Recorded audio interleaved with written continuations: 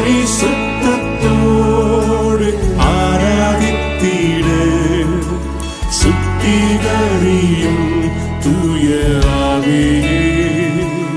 ஆவியானவரே, ஆவியானவரே, உந்தன் வல்லமையை ஊற்றுமையா.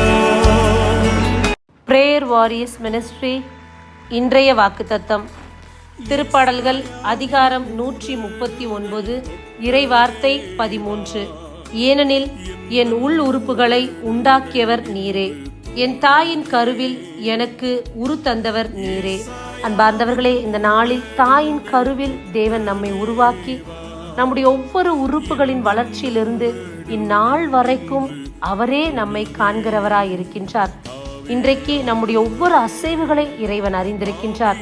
நம்முடைய உட்காருதல், எழுந்திருக்குதல், நடத்தல் எல்லாவற்றையும் அவருக்கு தெரியாதது ஒன்றுமில்லை.